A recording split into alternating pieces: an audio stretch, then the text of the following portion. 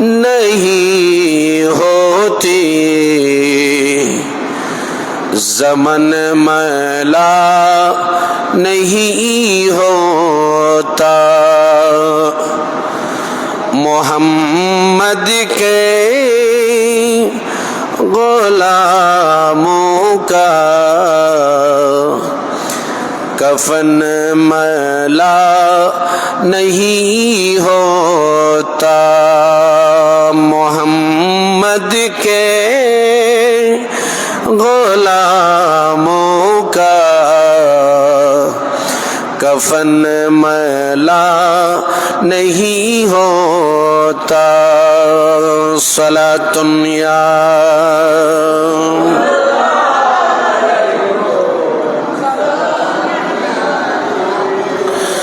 ज़मीं मैली नहीं होती, ज़मन मैला नहीं होता।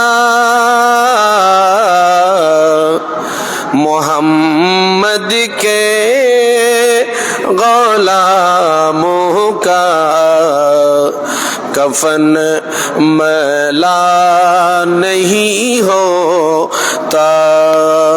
सलातुन या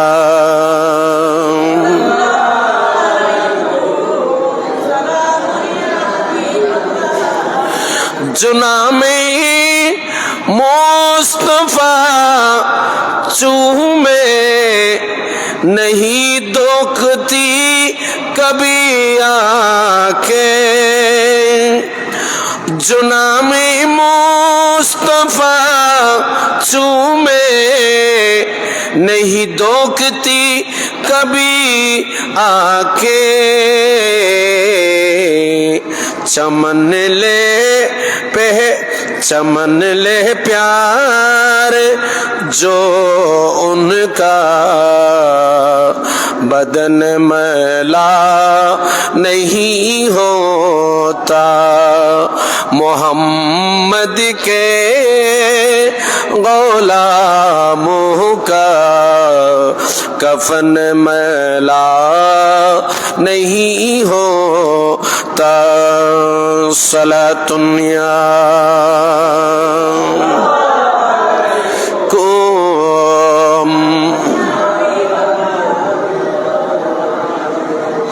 अल्हम्दुलिल्लाह वश्शुकुरिल्लाह वस्सलातु वस्सलामु अला खैरि खल्किल्लाह। सम्मानित एलाकाबासी, मुसल्लिन इकराम, रहमानी व रहमाकुमुल्लाह, अस्सलामु अलैकुम व रहमतुल्लाहि ताला व बाराकातुहु। अल्हम्दुलिल्लाह, अल्लाह पाक আজ্জা ওয়া জালের দরবারে পাকে লাখো কোটি শুকর আদায় করছি, যিনি আমাদেরকে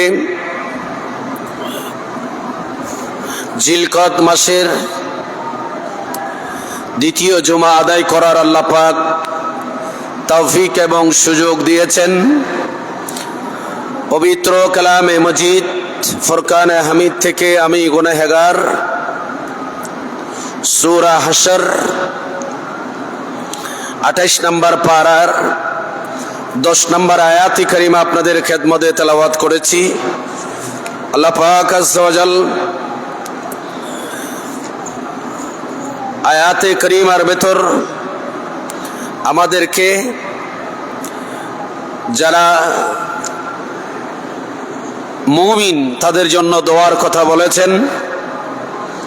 আল্লাহ পাক বলেন, ওয়াল্লাযীনা জাআউ মিন বাদিহিম يقولون ربنا اغفر لنا ولإخواننا الذين سبقونا بالإيمان। দোয়া এটা ইবাদত, চাই সেই দোয়া ময়্যতের জন্য হোক, মৃত্যুর জন্য হোক বা জীবিত মানুষের জন্য হোক। হাদিসে পাকে রাসূল আরবি সাল্লাল্লাহু তাআলা আলাইহি ওয়াসাল্লাম ইরশাদ করেছেন, দয়াল নবী বলেন, আবু দাউদ শরীফের মধ্যে এই হাদিস নোট করেছেন ইমামে আবু দাউদ রাহমাতুল্লাহ আলাইহি। আল্লাহর রাসূল বলেন, হযরতে নোমান বিন বশীর রাদিয়াল্লাহু তাআলা আনহু থেকে বর্ণিত হাদিস, নবী পাক বলেন, আদ-দুআউ হুয়া ইবাদাতু, দোয়া হচ্ছে এটা ইবাদত। অপর হাদিসে হযরতে আনাস রাদিয়াল্লাহু তাআলা আনহু রাসূল পাকের এই হাদিস বর্ণনা করেছেন, আদ-দুআউ মাখুল ইবাদা, দোয়া হচ্ছে ইবাদতের মগজ, দোয়া ইবাদতের মগজ। আমাদের ব্রেন, মগজ, যেখানে মগজের সাথে ব্রেনের সাথে সম্পর্ক। ব্রেন হচ্ছে একজন মানুষের জন্য বড় নিয়ামত। নামাজ ফরজ হয় যার আকল থাকে, পাগল হলে তার উপর নামাজ ফরজ নয়, রোজা ফরজ নয়, যাকাত ফরজ নয়, হজ ফরজ নয়। সে আকলওয়ালা হতে হবে, পাগল হলে হবে না, মজনু হলে হবে না। সুতরাং এই ব্রেইনের সাথে মগজ, এটা ইবাদত। আদ-দুআউ মাখুল ইবাদা, দোয়া হচ্ছে ইবাদতের মগজ। সুতরাং দোয়া করবে কারা? যাদের ব্রেন সুস্থ আছে। যাদের ব্রেন, বলেন, যাদের ব্রেন সুস্থ আছে এরাই কি করবে? দোয়া করবে। দোয়া হচ্ছে ইবাদত এবং দোয়া হচ্ছে মগজ। অপর হাদিসে রাসূল আরবি সাল্লাল্লাহু তাআলা আলাইহি ওয়াসাল্লাম আরো খুব সুন্দর চমৎকার করে বলেছেন। শারহুস সুদূর আল্লামা জালালউদ্দিন সুয়ুতী আলাইহি রহমা ইনি বলেছেন, ইনি আমাদের জন্য কত চমৎকার করে বললেন যে ইবাদত, আল্লাহ পাক আজ্জা ওয়া জাল আমাদের উপর যে ইবাদত, কিছু ইবাদত আছে ফরজ, আর কিছু ওয়াজিব, আর কিছু ইবাদত সুন্নতে মুআক্কাদা, সুন্নতে মুআক্কাদা, আর কিছু ইবাদত আছে সুন্নতে জায়েদা, নফল বা মুস্তাহাব, মুস্তাহসান। আসেন, যারা এক মুমিন অপর মুমিনের জন্য দোয়া করবেন, জীবিত মানুষের জন্য যেমন দোয়া, সেই দোয়া আবার মইয়তের জন্য করা যায়। যে দোয়া নামাজের বাহিরে করা যায়, সেই দোয়া আবার যে কোনো সময় করা যায়। আপনি যখন একজন মানুষের জন্য সকালে দোয়া করলেন, সে মৃত হোক বা জীবিত হোক, সকালে দোয়া করলেন, সন্ধ্যাবেলা কি তার জন্য দোয়া করা যাবে না? বড় করে বলেন, যাবে। সেই জীবিত যখন ছিল, জীবিত মানুষের জন্য যেমন দোয়া করা যাবে, ঠিক তেমনি ভাবে মইয়তের জন্য দোয়া করা, বলেন না, মইয়তের জন্য দোয়া করা। যেমন আমাদের হানাফি মাযহাবের কিতাব, আকায়েদের কিতাব, ইমামে নাসাফি আলাইহির রহমা, আকায়েদে নাসাফির মধ্যে কত সুন্দর চমৎকার করে বলেছেন, ওফি দুআইল আহিয়া লিল আমওয়াত আও সাদকাতিহিম আনহুম নাফউল লাহুম খিলাফান লিল মুতাযালা। একটা ফেরকা আছে মুতাযালা ফেরকা, ফেরকার নাম কি? মুতাযালা। মুতাযালা যেটা একটা ফেরকা আছে, এই ফেরকা মইয়তের জন্য দোয়া করে না, মইয়তের জন্য দোয়া করে না। এরা শুধু জীবিত মানুষের জন্য কি করে? দোয়া করে। এরা, তাদের আকীদা হচ্ছে যে মইয়তের জন্য দোয়া করা যাবে না, এগুলা কবরে পৌঁছবে না। একটু জোরে বলুন না, নাউযুবিল্লাহ। কিন্তু আমাদের হানাফি মাযহাব, আহলে সুন্নাহ ওয়াল জামাত, দুআউল আহিয়ায়ে, জীবিত মানুষের দোয়া, লিল আমওয়াত, মইয়তের জন্য, মইয়তের, জীবিত মানুষের দোয়া মইয়তের জন্য করা জায়েজ। জীবিত মানুষের জন্য যদি দোয়া করা জায়েজ হয়, তো জীবিত মানুষ মৃত মানুষের জন্য দোয়া করা জায়েজ হবে না কেন? শুধু দোয়া নয়, আও সাদকাতিহিম, জীবিত মানুষ মৃত মানুষের পক্ষে সদকা করা জায়েজ, সদকা করতে পারবে। জীবিত মানুষ মৃত মানুষের জন্য উমরা করতে পারবে। জীবিত মানুষ মৃত মানুষের জন্য কোরবানি করতে পারবে। জীবিত মানুষ মৃত মানুষের জন্য যে সদকা খায়রা ভালো কাজ করবে, নাফউল লাহুম, এই ভালো কাজগুলা মাইয়্যিতদেরকে কবরের মধ্যে ফায়দা দেবে। একটু বড় করে বলুন না সুবহানাল্লাহ। মাইয়্যিতদেরকে কবরে কি দেবে? ফায়দা দেবে। এই কথাটার খেলাফ লিল মুতাজিলা, এই কথাটা মুতাজিলা ফিরকা যারা আছে এরা এই কথাকে কি করেছেন?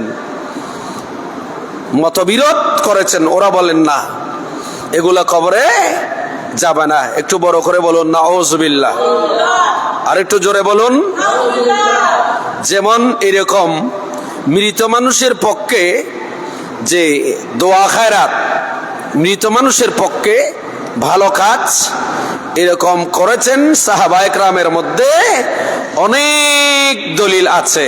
একটু বলি না মারহাবা। অনেক কি আছে? যেমন দেখেন হযরত আব্দুল্লাহ ইবনে ওমর রাদিয়াল্লাহু তাআলা আনহু, ইনি বর্ণনা করেছেন এই হাদিসে পাক আল্লামা জালালউদ্দিন সুয়ুতী শারহুস সুদুরের মধ্যে নোট করেছেন, এবং বুখারী শরীফের মধ্যে ইমাম বুখারী রাহমাতুল্লাহি আলাইহি ইনি বলেছেন হযরত আব্দুল্লাহ ইবনে আব্বাস রাদিয়াল্লাহু তাআলা আনহুমার হাদিস। কেমন?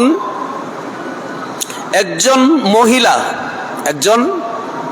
মহিলা রাসূল পাক সাল্লাল্লাহু তাআলা আলাইহি সাল্লামের খেদমতে উপস্থিত হলেন। উপস্থিত হয়ে রাসূল পাক সাল্লাল্লাহু তাআলা আলাইহি ওয়াসাল্লামকে বলছেন, হুজুর, ইন্না উম্মি, হুজুর নিশ্চয় আমার আম্মা জান নাজারাত, আমার আম্মা জান নজর করেছেন আনতা হুজ্জা, হজ করার জন্য। আমার মা হজ করার জন্য কি করেছেন? নজর করেছেন, মানত করেছেন। ফালাম তাহুজ্জা, আমার মা হজ করতে পারে নাই। হাত্তা মাতাত, আমার আম্মা হজ করার আগে ইন্তেকাল করেছে। আমার মা হজ করার আগে ইন্তেকাল করেছে। আফাহুজ্জা আনহা, আফাহুজ্জু আনহা, হুজুর আমার মা নজর করেছে, হজ করার মানত করেছে, হজ করার নিয়ত করেছে, হুজুর আমার মা হজটা করে যেতে পারলেন না। হজ আরাফাতের দিন আসার আগে, হজ শুরু হওয়ার আগে মাতাত, আমার আম্মা জান ইন্তেকাল করেছে। আফাহুজ্জু আনহা, আমি কি আমার মায়ের পক্ষে হজ আদায় করতে পারবো কি? সুবহানাল্লাহ বলেন। কার পক্ষে? মায়ের পক্ষে। দেখেন আল্লাহর নবী ডাক দিয়ে বলেন, ইমাম বুখারী হাদিস বুখারী শরীফের ভেতর নোট করেছেন, আমার নবী তাকে ওই মহিলাকে জবাব দিলেন, ক্বালা হুজ্জি আনহা, হে মহিলা, তোমার মা হজ করতে পারে নাই, হজ না করে ইন্তেকাল করেছে। আমি নবী কাছে তুমি প্রশ্ন জিজ্ঞেস করছো, হুজুর আমার মা তো হজ না করে চলে গেলেন, নজর করেছিল, হুজুর আমি আমার মায়ের হজ করতে পারবো কিনা? এই মহিলা শোনো, আমি নবী তোমাকে উত্তর দিচ্ছি, ক্বালা হুজ্জি আনহা, তুমি তোমার মায়ের পক্ষে হজ আদায় করতে পারবে। মুতাজিলা যে কথা বলেছেন মইয়তের জন্য দোয়া করা যাবে না, বরঞ্চ বুখারী শরীফের এই হাদিস হযরতে ইবনে আব্বাস রাদিয়াল্লাহু তাআলা আনহুর এই হাদিস বর্ণনা দিচ্ছে। এই হাদিসে বলছে যে আল্লাহর রাসূল ওই মহিলাকে তার মায়ের হজ করার যখন নির্দেশ দিয়েছে, তাহলে বোঝা যাচ্ছে মানুষ মারা যাওয়ার পরও তার উপর যদি কোনো দায়িত্ব থেকে যায়, সেই দায়িত্ব মইয়তের আকরব, মইয়তের ওয়ারিসগণ তারা সেটা আদায় করতে পারবে। একটু বড় করে বলুন, সেটা মইয়তের পক্ষে আদায় করতে পারবে। এটা রাসূল পাক সাল্লাল্লাহু তাআলা আলাইহি ওয়াসাল্লাম নির্দেশ করেছেন। তবে এটা হজের ব্যাপারে, কারণ হজ ফরজ জীবনে কয়বার? একটু আওয়াজ দিয়ে বলেন, কয়বার? একবার। নামাজ না পড়ে কেহ ইন্তেকাল করলে তার পঞ্জেগানা নামাজ তার কোনো অভিভাবক আদায় করতে পারবে না, কারণ নামাজ এটা দিনে 5 বার ফরজ, এবং নামাজ এটা হচ্ছে ইবাদতে বদনি, শারীরিক ইবাদত। তো ওই মানুষটা তো মারা গেছে, কবরে চলে গেছে, তার শরীর দিয়ে শারীরিক ইবাদত, সে ইবাদত অন্যজন করতে পারবে না। হজ হচ্ছে শারীরিক এবং মালি এবং শারীরিক উভয় ইবাদত, সেটা জীবনে একবার ফরজ। এই জন্য আল্লাহর রাসূল ওই মহিলাকে তার মায়ের করতে না পারা হজটাকে করার অনুমতি দিয়েছেন। হ্যাঁ, যদি কারো পক্ষ থেকে নফল নামাজ যদি পড়ার কি থাকে, যদি কারো পক্ষে, হযরতে আবু হুরায়রা রাদিয়াল্লাহু তাআলা আনহু এই হাদিস বর্ণনা করেছেন, সাহাবায়ে কেরামের একটা দল সফরে যাচ্ছেন। সফরে যখন যাচ্ছেন তখন ওই সাহাবীদেরকে হযরতে আবু হুরায়রা নিজে বলছেন, এই হাদিস বর্ণনা দিয়েছেন যে, হে আল্লাহর রাসূলের সাহাবীরা, তোমরা যে জায়গায় যাচ্ছ সেইখানে খেয়ে আছো, আমার পক্ষ থেকে 2 রাকাত নফল নামাজ আদায় করতে পারবে? সুবহানাল্লাহ বলেন। কারো পক্ষে ফরজ নামাজ পড়া যাবে না, কিন্তু কারো পক্ষে 2 রাকাত নফল নামাজ, আপনি কারো পক্ষে হয়ে নফল নামাজ আদায় করতে পারবেন। পারে নাই, অসুস্থতার কারণে মারা গিয়েছে, ভালো হয় নাই, রাসূল পাক সাল্লাল্লাহু তাআলা আলাইহি ওয়াসাল্লাম অভিভাবকদেরকে বলেছেন, তোমরা যে কেহ আত্মীয়তার রহিম, যে ওই মইয়তের সাথে রেহেমের সাথে সম্পর্ক আছে, এরকম পরিবারের কেহ চাইলে ওই ব্যক্তির ফরজ রোজা যেগুলা রাখতে পারে নাই, চাইলে কেহ তার পক্ষ হয়ে রমজানের পরে কেহ সেগুলা কাজা আদায় করতে পারবেন। কি করতে পারবে বলেন না? কাজা মইয়তের পক্ষে, তাও মইয়তের পক্ষে যে দায়িত্ব ছিল, সেই দায়িত্ব কিছুটা লাগবে হবে। একটু বড় করে বলুন সুবহানাল্লাহ। আল্লাহুম্মা সাল্লি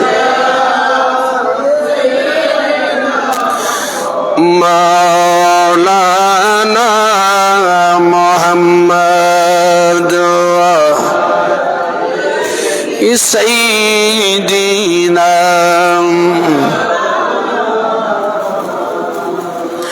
ইচ্ছা করলে প্রাণের নবী তাকতে পারতেন আরশে, উম্মতের মায়ায় পড়ে লালি সাইয়্যিদিনা।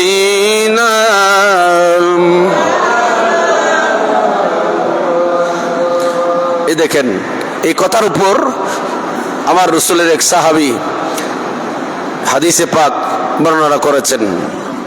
হাদিস কোথায় পাবেন? মুসলিম শরীফ কিতাবুস সাওম রোজার চ্যাপ্টারে, এবং আবু দাউদ শরীফে তাও কিতাবুল ওয়াসায়া, আবু দাউদ শরীফ কিতাবুল ওয়াসায়া, মুসলিম শরীফ কিতাবুস সাওম এই হাদিস বর্ণনা করেছেন। আমার নবীর এক সাহাবী বলেন, আন্নাহু কানা আলাইহা সাওমুন আন্নাহু কানা আলাইহা সাওমুন শাহরিন আনা আসুমু আনহা ক্বালা সাওমি আনহা قالت إنها لم تهج قط أفهج عنها قال هج عنها। আগের হাদিসের সাথে এই হাদিসের মিল আছে। আমার নবীকে বলেন, হুজুর হুজুর, ওই মহিলা বললেন তাও এক আওরাত। সে বলতেছে, ইয়া রাসূলুল্লাহ, আমার মা মারা গেছে, আন্নাহু কানা আলাইহা সাওমুন, আমার মায়ের উপর রোজার যে দায়িত্ব সেই দায়িত্ব ছিল শাহরিন, রোজার মাসের রোজা আমার মায়ের জিম্মায় ছিল। আমার মা ইন্তেকাল করেছে, বিমারের কারণে রোজা রাখতে পারে নাই। আনা আসুম আনহা, হুজুর আমি আমার মায়ের পক্ষে রোজা রাখতে পারবো কি? ক্বালা সুমি আনহা। আমার নবী বলেন, ও সাহাবিয়া মহিলা, যাও যাও, তুমি তোমার মায়ের পক্ষে ওই রোজা আদায় করতে পারবে। চিৎকার দিয়ে বলুন। দেখেন, তাহলে মায়ের পক্ষে, মইয়তের পক্ষে এরকম কিছু বিষয়, পঞ্জাগানা নামাজ ছাড়া হজ ছুটে গেছে, হজ আদায় করতে পারবে। রমজানের রোজা রাখতে পারে নাই বিমারের কারণে। মা ইন্তেকাল করার পর, বাবা ইন্তেকাল করার পর বাবার পক্ষে, মায়ের পক্ষে হজ এবং রমজান শরীফের রোজা রাখতে না পারলে এগুলো আদায় করতে পারবে। একটু বড় করে বলুন। তবে ফরজ নামাজ আদায় করা, যে পঞ্জেগানা ফরজ সেই না পড়ে চলে গেছে, সেটা অন্যজন আদায় করতে পারবে। হ্যাঁ, মাইয়তের পক্ষে নফল নামাজ পড়তে পারবে, যেভাবে হযরতে আবু হুরায়রার পক্ষে, সাহাবীর পক্ষে অন্য সাহাবীরা নামাজ আদায় করেছেন। সুবহানাল্লাহ বলেন। সুতরাং এই কাজগুলা মাইয়তের পক্ষে আল্লাহ পাক আমাদেরকে করার তৌফিক দান করুন। আরেকটু বড় করে বলেন। হাদিসে পাকে আসছে, আমার নবী কত সুন্দর চমৎকার করে বলেন। এ হাদিস আল আদাবুল মুফরাদের মধ্যে, ইমাম বুখারীর কিতাব, এই কিতাবের মধ্যে হাদিস পাক কানা নোট করেছেন ইমাম বুখারী। হযরত আবু সাঈদ খুদরী রাদিয়াল্লাহু তাআলা আনহু থেকে বর্ণিত, ইনি বলেন, ইয়াতবাউর রাজুল ইয়াউমাল কিয়ামা মিনাল হাসানাত আমসালুল জিবাল। সুবহানাল্লাহ বলেন। ইয়াতবাউর রাজুল ইয়াউমাল কিয়ামা মিনাল হাসানাত আমসালুল জিবাল ফায়াকুলু আন্না হাযা ফায়াকুলু বিইস্তিগফারি ওয়ালাদিকা লাক। সুবহানাল্লাহ বলেন। আমরা যারা মুনিয়তের জন্য যারা ভালো কাজ করি, মুনিয়তের পক্ষে উমরা, মুনিয়তের পক্ষে হজ, মুনিয়তের পক্ষে কোরআন হানি, মুনিয়তের পক্ষে খানা মেজবানি, মুনিয়তের পক্ষে নফল নামাজ, মুনিয়তের পক্ষে রোজা, মুনিয়তের পক্ষে সাদকা, মুনিয়তের পক্ষে খায়রাত, মুনিয়তের পক্ষে আমরা যা ভালো যারা কাজ করি, ইয়াতবাউর রাজুল ইয়াউমাল কিয়ামা মিনাল হাসানাত, এই ভালো আমলগুলা আমসালুল জিবাল, পাহাড়ের সমতুল্য হয়ে মুনিয়তের কাছে থাকবে। জোরে বলুন। আমসালুল জিবাল, বড় বড় পাহাড় সমতুল্য হয়ে থাকবে। মাইয়তকে আল্লাহ পাক আযজা ওয়া জাল যখন কিয়ামতের ময়দানে কবর থেকে যখন উঠাবেন, তার পাশে দেখবে ওই পাহাড়, সওয়াবের পাহাড়গুলো যখন দেখবে, তখন মাইয়াত বলবে আল্লাহ এগুলো কি আমার, এগুলো কি আমার জন্য? তখন আবার আল্লাহ বলবেন ফায়াকালু বিইস্তিগফারে ওয়ালাদিকা লাক, হে মাইয়াত এগুলো তোমার জন্য, এই পাহাড় সওয়াবের পাহাড় তোমার জন্য, এই সদকার পাহাড় তোমার জন্য, এই হজের পাহাড় তোমার জন্য, এই উমরার পাহাড় তোমার জন্য, এই সদকার পাহাড় তোমার জন্য, এই কোরআন খতমের পাহাড় তোমার জন্য, এই খানামেশ বাড়ির সওয়াবের পাহাড় তোমার জন্য। আল্লাহ এগুলো এতগুলো তো আমি করি নাই। আর আল্লাহ বলবেন বিইস্তিগফারে ওয়ালাদিকা, তুমি যে আওলাদে সালেহ পৃথিবীতে রেখে আসছো, তোমার ছেলেরা তোমার জন্য আমি আল্লাহর দরবারে ইস্তিগফার পরে পরে দোয়া করেছেন। তোমার ছেলেরা কোরআন খতম পড়ে তোমার জন্য ইস্তিগফার পরে আমার কাছে দোয়া করেছেন। তোমার ছেলেরা তোমার জন্য সদকা করে আমি আল্লাহ পাকের দরবারে ইস্তিগফার পরে পরে তোমার গুনাহ মাফের জন্য দোয়া করেছেন। বিইস্তিগফারিকা ওয়ালাদিকা, তোমার ছেলেরা ইস্তিগফার পরে পরে এই ভালো কাজগুলা করেছে। ওয়ালাদিকা লাক, এগুলা তোমার জন্য তোমার ছেলেরা হাদিয়া পাঠিয়েছে। আমি আল্লাহ পাক আজ্জা ওয়া জাল এগুলাকে লালন পালন করে উহুদ বদরের পাহাড়ের মতো বড় করে দিয়েছি। জোরে বলুন।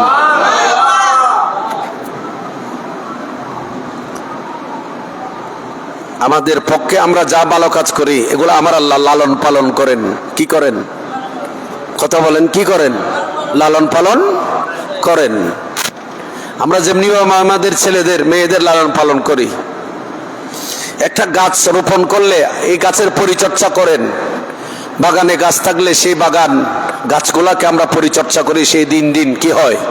বড় হয়, সেই সুজলা সুপালা হয়, ফুলে ফলে ভরপুর হয়। সেগুলাকে লালন পালন আমরা করি। আর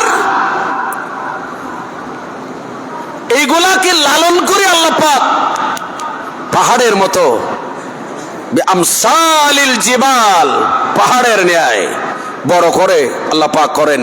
বড় হয়ে যায় এগুলা, সে স্বাভাবিক হবে। হওয়াটাই এটা স্বাভাবিক। যদি একটু দুনিয়াবি উদাহরণ যদি দিই, তাহলে ব্রিটিশ আমলের 1 টাকা বর্তমান বাংলাদেশের, ব্রিটিশ আমলের 1 টাকা সমান বর্তমানে কত হয়, কত লক্ষ হবে, কত হাজার হবে, এগুলো আপনার একটু ক্যালকুলেটর দিয়ে হিসাব করলে বুঝবেন। তো ওই যুগের ব্রিটিশ আমলের যুগের 1 টাকা বর্তমান যুগের যদি 2 লক্ষ 3 লক্ষ টাকা পরিমাণ হয়, ব্রিটিশ আমলের সেই টাকা আর বর্তমান টাকার মধ্যে যে এতটুকু পার্থক্য হয়, তো আপনি এখন, আমি এখন মা বাবা দাদা দাদি শাশুর শাশুড়ি আপনজনের জন্য যদি ইসলে সওয়াব করি, কিছু খানা মেজবানি করি, কোরআন খতম করি, সদকা খায়রাত করি এবং ভালো কাজ করি, আমার আল্লাহ এগুলাকে লালন পালন করে ওই যে পাহাড়ের মতো বড় করে দিতে পারে। জোরে বলুন। এটা আমার আল্লাহ পাকের যে কুদরত, আল্লাহ পাকের ক্ষমতা। আল্লাহ পাক আমাদের সবাইকে এরকম ভালো কাজ করার তৌফিক দান করুন। আর একটু বড় করে বলুন, আল্লাহুম্মা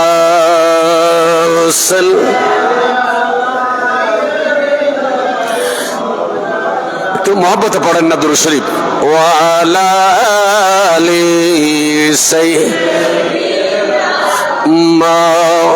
ভালো করে বসেন, ভালো করে বসেন। মসজিদে আদব নিয়ে বসবেন, ভালো করে বসবেন। ওই 4টা ভারী বইবেন, নামাজের মতো বইবেন। এদিক ওদিক পা কতগুলো, এক হাঁটুটা উপরে তোলে, আদব নিয়ে বসবেন। দুনিয়াতে যদি আপনি আপনার চাকরি করেন যার আন্ডারে, তার কাছে যদি আদব দেখাতে পারেন, তো আপনি কোথায় আসছেন? যিনি আপনাকে সৃষ্টি করেছেন তার ঘরে আসছেন, তার সামনে বসেছেন। কার সামনে? আমরা এখন কার সামনে? আল্লাহর কুদরতের কদমের আমরা সিজদা দেওয়ার জন্য এসেছি এই জায়গায়। তো এখানে আদব কেমন করতে হবে? আপনার ইন্ডাস্ট্রিতে আপনার মালিক আসলে দাঁড়িয়ে যান, স্ট্যান্ড দাঁড়িয়ে স্যার আসসালামু আলাইকুম, স্যারকে স্যালুট দিতে পারেন।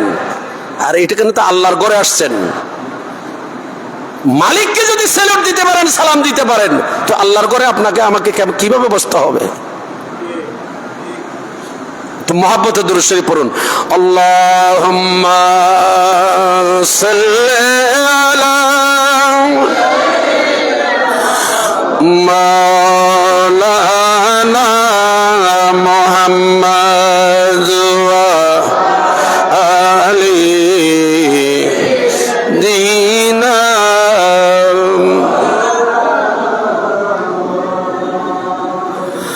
दुश्मने अहमद पे शिद्दत कीजिए, मुल्हिदों की मुरुवत कीजिए। सलातुन या कुम ज़ेरा रहमत कुन नज़र बर हाल ज़ारम। আমরা সবাই বলবো, আমরা সবাই মহব্বতে বলবো, যে রহমতে কুন নজর बर हाल ज़ारम। या रसूल गरीबम बेनायम खाके सारम। या गरीबम बेनायम खाके सारम।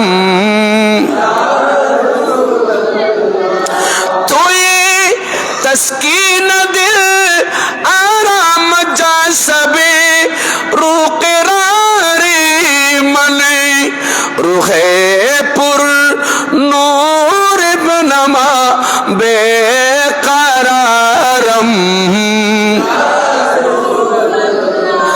ज़े रहमते कुन नज़र बर हाल ज़ारम।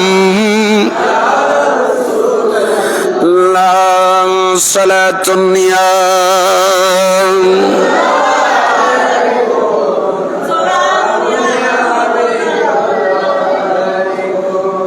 তাহলে আমরা এই হাদিসে পাক গুলা থেকে বুঝতে পারলাম যে মাইয়তের পক্ষে ইসালে সওয়াব, এটা মাইয়তের জন্য ইবাদত, মাইয়তের জন্য সওয়াবের বিষয়, মাইয়তের জন্য হাদিয়ার বিষয়। দুনিয়াতে মানুষ একজন অপরজনকে হাদিয়ে দেয়, দেয় না? বলেন, হাদিয়ে একজন অপরজনকে বকশিশ দেয় না, হাদিয়ে দেয় না? দেয়। তো মুইয়তের জন্য হাদিয়া হচ্ছে এগুলা। হাদিসে পাক হযরতে আব্দুল্লাহ ইবনে আব্বাস রাদিয়াল্লাহু তাআলা আনহু হাদিসে পাকে বর্ণনা দিলেন, আমার নবীর হাদিস। ইমাম বুখারী হাদিস বুখারীতে নোট করেছেন। আমার নবী বলেন, মাল মাইয়াতু ফিল কবরে ইল্লা কাগারকিল মুতাগাফিস ইয়ান্তাজিরু দাওয়াতান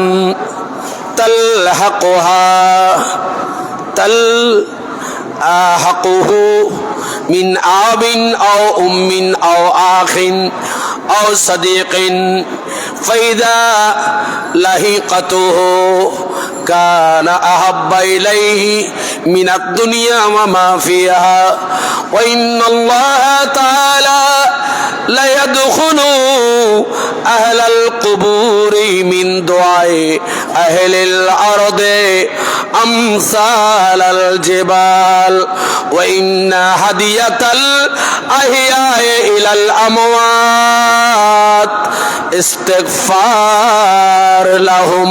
চিৎকার দিয়ে বলুন সুবহানাল্লাহ। আর একটু মহব্বতে বলবো, মাল মাইয়াত ফিল কবরে কাগারকিল মুতাগাফিস। কবরের মাইয়াতের হালত, মাইয়াতের অবস্থা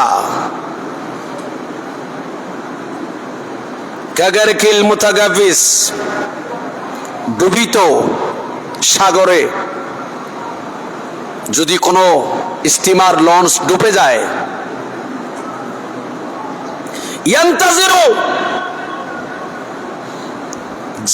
সাগরে ডুবে গেলে মানুষ ইন্তজার করে কোনো বয়া পায় কিনা, বয়াটা ধরবে, কোনো ওই যে ভাসমান কিছু গাছ বাস এগুলো ধরে বাঁচতে চাইবে।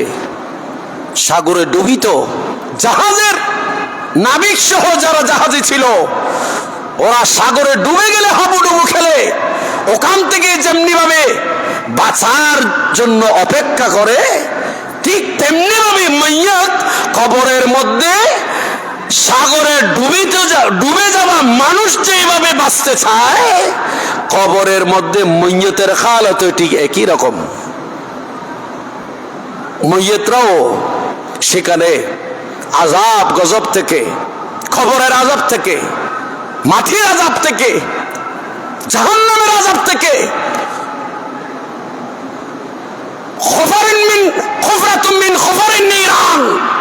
জাহান্নামের গর্ত থেকে বাঁচার জন্য মাইয়াত চায়। দাওয়াতান তালহাকুহু মিন আবিন আও উম্মিন, নিজের বাবা নিজের মা, আও আখিন অথবা নিজের ভাই, আও সাদিকিন অথবা নিজের বন্ধু। ফাইদা লাহিকাতুহু, নিজের মাকে পেলে, বাবাকে পেলে, ভাইকে পেলে, বন্ধুকে পেলে, মানুষ যেভাবে অসহায়িত্বকে ভুলে যায়, এদেরকে পেলে তাদের কোলে, তাদের কাছে বসে আশ্রয় পায়। ফাইদা লাহিকাতুহু কানা আহাব্বা ইলাইহি মিনাদ দুনিয়া, মা বাবা ভাই বন্ধু এদের থেকে আরো বেশি প্রিয় হচ্ছে মাইয়াতের জন্য তাদের দোয়া। জোরে বলুন ওয়া ইন্নাল্লাহা তাআলা লা ইয়াদখুলু আহলাল কুবুর, নিচে আল্লাহ তাআলা আহলে কুবুর কবরবাসীর জন্য মিন দুআই আহলিল আরদ, জমিনের উপরের মানুষের দোয়া, জমিনের উপরে জীবিত মানুষ এরা যখন দোয়া করে, এই দোয়াটা আমসালুল জিবাল, পাহাড়ের সমতুল্য বড় হয়ে যায়। জোরে বলুন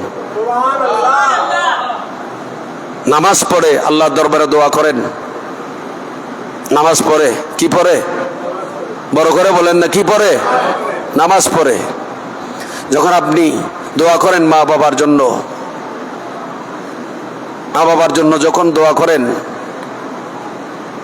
আমরা দোয়া করি না? মা বাবার জন্য দোয়া করা তো আল্লাহ কোরআনেই শিখিয়ে দিয়ে গেছেন, দেয় নাই? হযরত ইব্রাহিম খলিলুল্লাহ আলাইহিস সালাম দোয়া করেছেন, নবীগণ দোয়া করেছেন, রব্বিরহামহুমা কামা রাব্বায়ানি সগীরা বলে আমরা দোয়া করি। সেই দোয়া আমসালুল জিবাল, পাহাড় সমতুল্য হয়।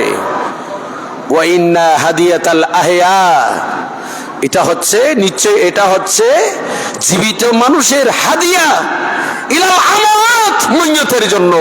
সুবহানাল্লাহ বলেন। জীবিত মানুষের হাদিয়া মাইয়াতের জন্য হাদিয়া যায়। মাইয়াতের জন্য কি যায় বলেন না, কি যায়? হাদিয়া। হাদিয়া এটা রাসূল পাক বলেছেন, এই হাদিস বুখারীতে আছে এবং মিশকাত শরীফের মধ্যে হাদিস পাক আসছে, ইন্না হাদিয়াতাল আহইয়া ইলাল আমওয়াত, মাইয়াতের জন্য হাদিয়া।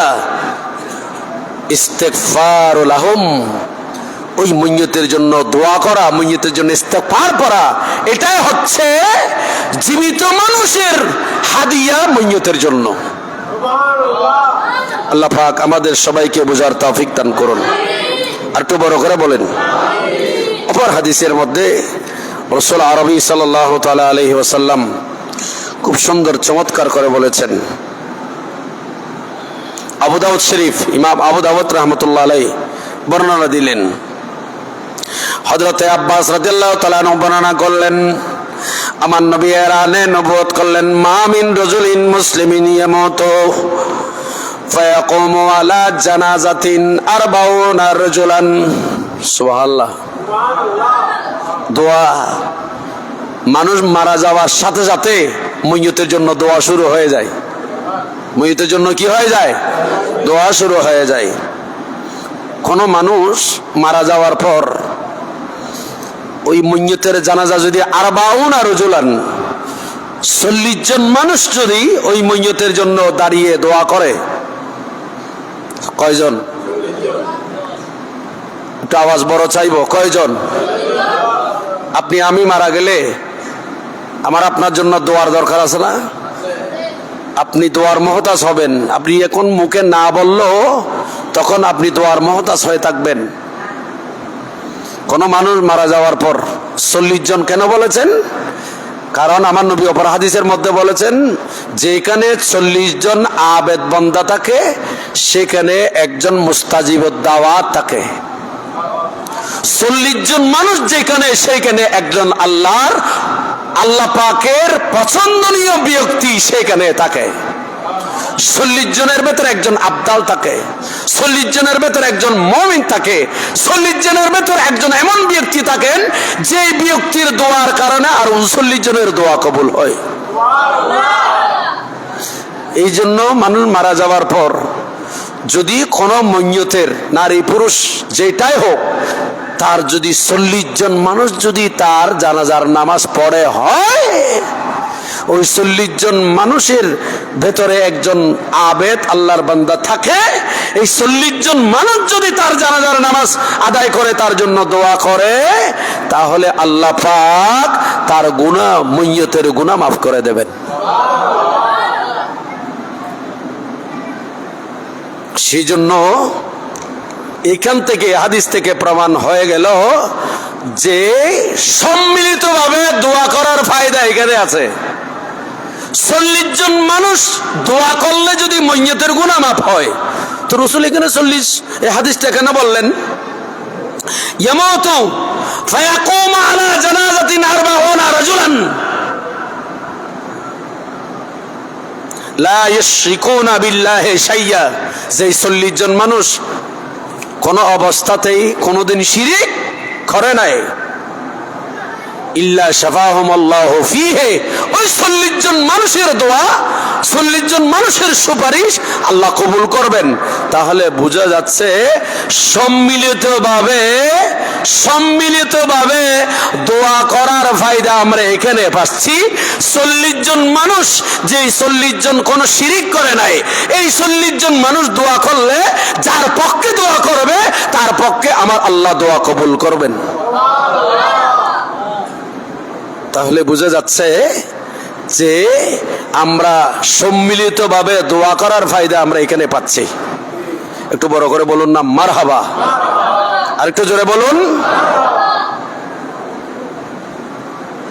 শুধু সেটা নয়, অপর হাদিসে আল্লাহ রাসূল বলছেন, এই হাদিস শারহুস সুদূর আল্লামা জালালউদ্দিন সুয়ুতী আলাইহির রহমাহ বর্ণনা দিচ্ছেন। হযরতে আনাস রাদিয়াল্লাহু তাআলা আনহু এই হাদিস বর্ণনা দিচ্ছেন, উম্মতি উম্মাতুন মারহুমাতুন তাদখুলু কুবুরহা বিযুনুবিহা ওয়া তাখরুজু মিন কুবুরিহা লা যুনুবা আলাইহা তামাহসা আনহা বিইস্তিগফারিল মুমিনিন। একটু বড় করে বলি মারহাবা।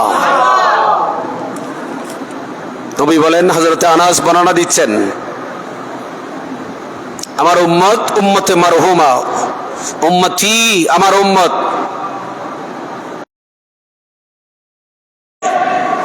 তাদখুলু কুবুরহা, আমার উম্মত মারা যাওয়ার পর যখন তাদেরকে কবরে ঢুকিয়ে দেওয়া হবে,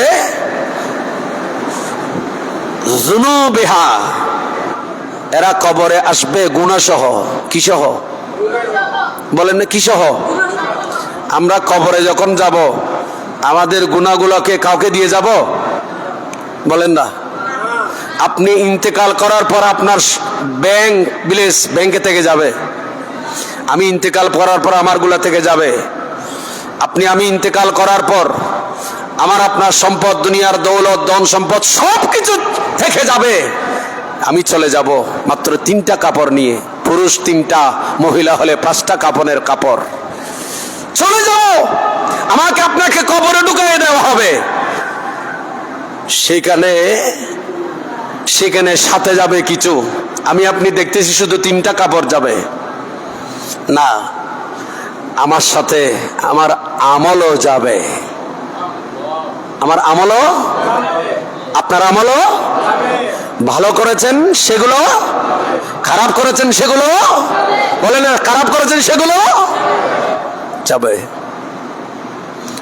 ভালোগুলোর মধ্যে বাক হয়েছে, কি বাক? একটা হচ্ছে সদকায়ে জারিয়া, আর একটা হচ্ছে আওলাদে সালেহ রেখে যেতে পারছেন কিনা, অথবা এমন ইলম যে ইলম আপনি মানুষদেরকে, ছাত্রদেরকে, ছাত্রীদেরকে শিক্ষা দিয়ে গেছেন, সে ইলম অথবা কিতাব লিখে গেছেন, সে কিতাব পৃথিবীর মানুষ পড়বে, আপনার আওলাদে সালেহ রেখে গেছেন, এরা ইবাদত বندگی করবে, সদকা খায়রাত করবে, আপনি সদকায়ে জারিয়া করে গেছেন, সে সদকায়ে জারিয়া আপনি কবরে যাওয়ার পর দেখছেন উপরে 3টা কাপড়ের কাপড় নিয়ে গেছেন, কিন্তু আপনার সাথে এই আমলে সালেহা গুলো আপনার সাথে যাবে। একটু মহব্বতে বলবো না সুবহানাল্লাহ? তা এখন আমরা কি সেই কাজগুলো করতেছি? ভালোর গুলা কম, খারাপের গুলা ওই উম্মতের মইয়তের কবরে গুনাহগুলো আল্লাহ, মুমিন যারা জীবিত তারা ইস্তেগফার, মইয়তের দোয়া করার কারণে আল্লাহ ওই মইয়তের আমলনামার গুনাহগুলোকে মুছে দেবেন। খুশি না করেন বলার না না না, বা ঠিয়া দিলি যে খুশি হইতে নবজন, এটা নাও বন্ধ দিল্লা খুশি না করেন দেয়। সুবহানাল্লাহ তো ডক ডুকে এরকম, আর একটু বড় করে সুবহানাল্লাহ বলেন না। আপনি যদি আপনার ভাই মুসলমান মইয়তের জন্য দোয়া করেন, আপনার দোয়ার কারণে আপনার ভাই, মা, বাবা, দাদা, দাদি, নানা, নানি, মুসলমান নারী, পুরুষ, তাদের আমলনামার গুনাহগুলো আল্লাহ মুছে দেবে, মাফ করে দেবে। তাহলে জীবিত মানুষের দোয়ার কারণে মইয়তের লাভ হয় না ক্ষতি হয়? বলেন, আমরা এই লাভ করতে চাই কিনা? বলেন চাই কিনা? তাহলে জীবিত আমরা যারা আছি আমরা অবশ্যই মইয়তদের জন্য দোয়া করব। আজকে আমাদের অত্র জামে মসজিদের যিনি ওয়াকফ করেছেন, মসজিদটা যিনি নির্মাণ করেছেন, জনাব মরহুম মকফুর বিশিষ্ট শিল্পপতি আলহাজ জনাব মোহাম্মদ নজরুল ইসলাম সাহেব এবং ওনার আহলে মোহতারামা আলহাজা সকিনা বেগম, ওনাদের ইসালে সওয়াব, পাশাপাশি আমি গুনাহগার, আমার শাশুর আব্বা উনি ইন্তেকাল করেছেন, আজকে 1 বছর হয়েছে, বরাবর 1 বছর। এভাবে আরো যারা আমাদের মা, বাবা, দাদা, দাদি, নানা, নানি যারা ইন্তেকাল করেছে, আজকের যে তাকরীর বায়ানাত, এগুলোর সওয়াব আল্লাহ পাক তাদের কবরের মধ্যে বকশিশ করুন। যাদের কবরে আযাব চলছে আল্লাহ পাক তাদের কবরের আযাবকে মাফ করে দিন এবং তাদের আমলনামার মধ্যে এই সওয়াবের হাদিয়াগুলা বকশিশ করে দিন। বিশেষ করে আলহাজ রমজুমিয়া সওদাগর, ওনার পরিবারের যারা ইন্তেকাল করেছেন, আল্লাহ পাক তাদের রফে দরজাত করুন, আমিন। ওয়া আখিরি দাওয়ানা আলহামদুলিল্লাহি রাব্বিল আলামিন।